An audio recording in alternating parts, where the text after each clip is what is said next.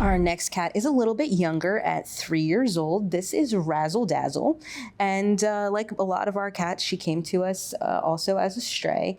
And, she is also, lap cat status. I walk by and she's right in the front cages where people are walking by all day.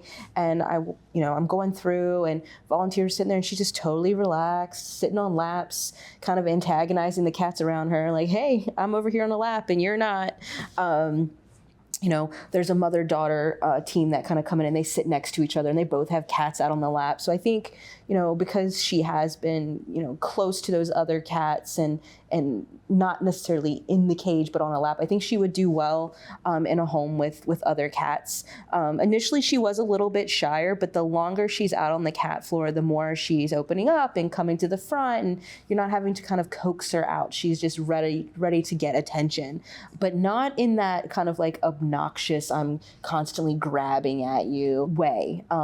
So she's definitely super, super friendly. We haven't had any issues with her. She can be a little wiggly, they say, when picking her up, but I think when you carried her in, she seemed pretty comfortable. So a lot of those things when we're doing these behavior assessments are when they're first made available for adoption. So they're still a little uncertain of the environment, a little unsure of us. So take these things with a grain of salt. They can be helpful, but the animal's behavior can change as they get more and more comfortable in this environment.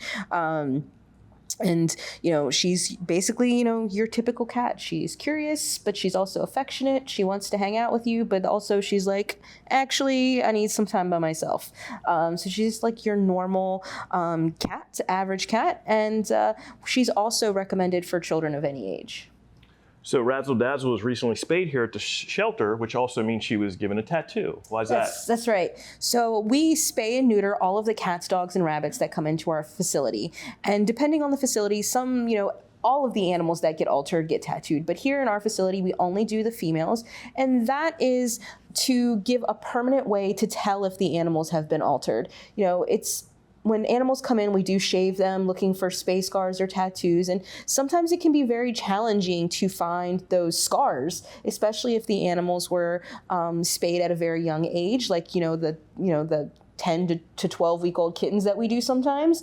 Those incisions are going to be much smaller. As they grow, they're going to get even smaller. So it's hard to identify. The tattoos are always there. They're a very visible, easy reminder to say, yes, this animal is altered. And that's what we do for indoor animals. If you're talking about, outdoor cats, a lot of them, as we've discussed before, get ear tipped, which is a more visual notice from a distance that the animals have been altered. So it's just kind of a way to make it so that we don't inadvertently try to spay an animal that's already been spayed and put them through that kind of unnecessary surgical procedure. But, she has already been spayed, which means that her process to get into a forever home is going to be much quicker because we don't have to wait to get her on that surgical schedule. If you are interested in making Razzledazzle part of your home and family, you want to go to visitfcac.as.me to start the process by meeting her.